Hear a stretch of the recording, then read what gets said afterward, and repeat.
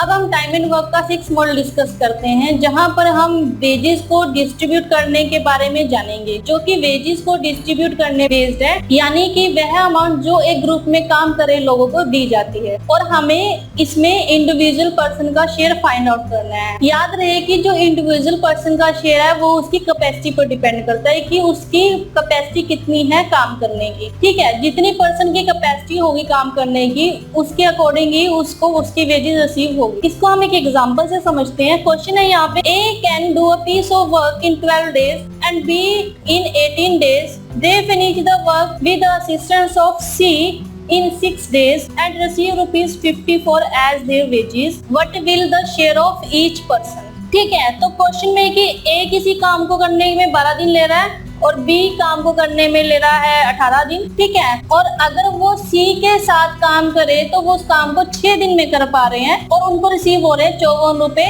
उनकी वेजेस के। तो हमें बताना है कि हर एक पर्सन का इंडिविजुअल शेयर क्या है यहाँ पर। ठीक है, अब हमें पता है कि जो A है वो ले रहा है 12 डेज, तो यानी कि उसकी एफिशिएंसी 1/12। ठीक है, और B ले रहा है 18 डेज, यानी कि उसकी एफिशिएंसी हुई 1/18। और हमें दिया हुआ है 1/A plus 1/B plus 1/C is equal to 1/6, क्योंकि अगर वो तीनों एक साथ काम कर रहे हैं C के साथ तो उनकी एफिशिएंसी है एक दिन में काम करने की 1/6 तीनों की। ठीक है, तो अब हमें A के डेज पता है या A की एफिशिएंसी पता है, B की एफिशिएंसी पता है, लेकिन अभी हमें यहाँ पे C की एफिशिएंसी नहीं पता। तो अब पहले हम C की एफिशिएंसी फाइंड आउट कर लेते हैं। कैसे करेंगे, हमें A की पता है, B की पता है, अगर हम इसमें पुट कर दें तो हमारे पास C की एफिशिएंसी आ जाएगी, यानी कि 1/12 plus 1/18 plus 1/C is equal to 1/6। तो अगर हम इसको इस तरफ ले जाएं तो 1/C is equal to 1/6 minus 1/12 minus 1/18, तो आया 36, 6 माइनस 3 माइनस 2, तो 1/C आया यहाँ से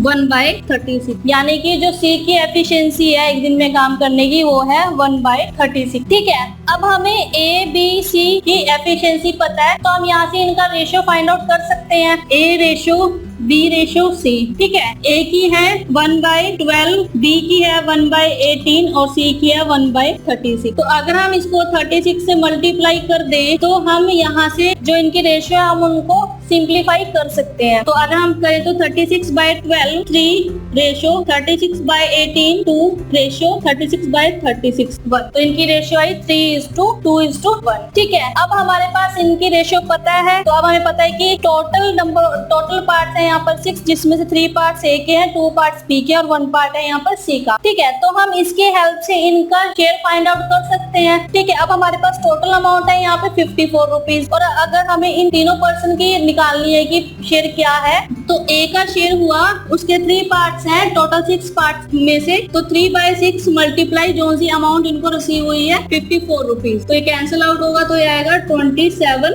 रुपीज। ठीक है, ऐसे ही हम B की फाइंड आउट कर सकते हैं। B का पार्ट है यहाँ पे 2, तो 2/6 इंटू 54, तो ये 9 टाइम, तो ये आया 18 रुपीज। ऐसे ही C का पार्ट है यहाँ पे 1, तो 1 टोटल पार्ट है 6 मल्टीप्लाई बाय 24, तो ये आया 9 रुपीज। ठीक है, तो यानी कि उनकी कैपेसिटी के अकॉर्डिंग उनको जो वेजेस है वो मिली है, A को 27 रुपए, B को 18 रुपए और C को 9 रुपए। ठीक है, तो आप इस तरह से इन क्वेश्चन को सॉल्व कर सकते हो। सिंपली हमें A की और B के नंबर ऑफ डेज दिए हुए हैं, तो हम यहाँ से उनकी एफिशिएंसी हमें पता है, रेसिप्रोकल होती है, तो हमने C की एफिशिएंसी फाइंड आउट कर ली। C की एफिशिएंसी हमारे पास आई 1/36, इससे हमने इनकी रेशियो फाइंड आउट कर ली। रेशियो फाइंड आउट करके हमने इनके पार्ट्स के अकॉर्डिंग जो इनको अमाउंट दी थी 54 रुपीज, हमने उनमें से हर एक का जो शेयर है वो यहाँ पर फाइंड आउट कर लिया। ठीक है, तो आप भी सिंपली क्वेश्चन को समझिए और उसके अकॉर्डिंग ही क्वेश्चन का आंसर कीजिए।